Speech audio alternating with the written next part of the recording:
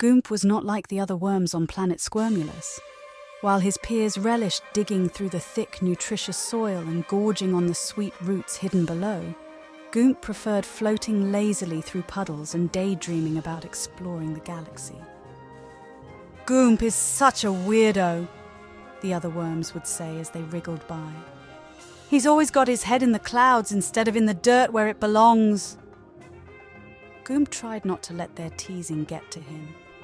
He knew he was different, but that didn't make him any less of a worm. When the rainy season came and the tunnels flooded, Goomp was the only one who didn't panic.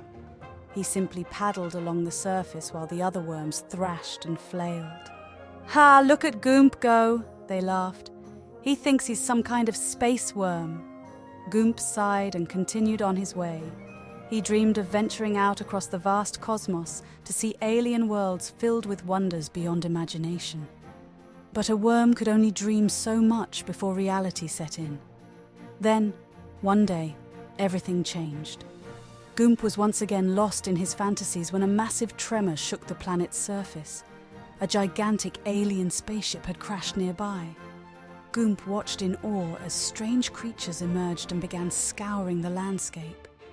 He quickly realized these beings were searching for resources to repair their ship. As the aliens excavated chunks of the planet, the stability of Squirmulus grew dire. Fissures formed, causing devastating landslides. Entire worm civilizations were wiped out instantly. The remaining worms were in a panic, tunneling erratically in an attempt to escape the destruction. Goomp saw all of this unfolding and realized he was the only one capable of saving his people. While the other worms had spent their lives burrowing blindly underground, Goomp had learned to think three-dimensionally from his puddle adventures. So as the world collapsed around him, Goomp remained calm and leapt into action. He darted through the chaos, dodging falling debris and scooping up worm families in his path. One by one he carried them to the safety of the puddles, the one place the tremors could not reach. The other worms were amazed. "It's Goomp," they gasped. "He's saving us." Once his fellow worms were secure, Goomp turned his attention to the aliens wreaking havoc across the planet. He needed to find a way to communicate with them, to make them understand the damage they were causing. But the aliens were so enormous compared to Goomp.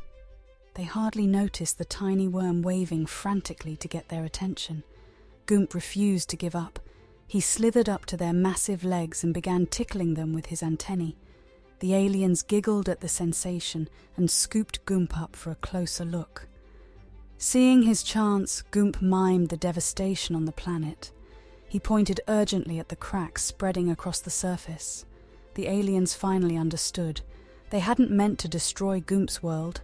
They only wanted to repair their ship. Goomp offered a solution. The aliens could take material from Squirmulus's moons rather than the planet itself. The aliens beamed gratefully at Goomp's wisdom. Goomp guided the aliens to the moons, helping them harvest resources without harming Squirmulus. At last, the aliens' ship was repaired, and they were ready for departure. As thanks for his help, they invited Goomp to come explore the stars with them. Goomp took one last look at his home planet.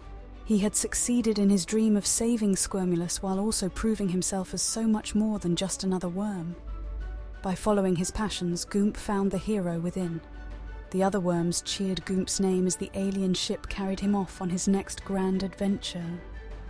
He waved farewell with his antennae, ready to see what magnificent mysteries the universe held for him.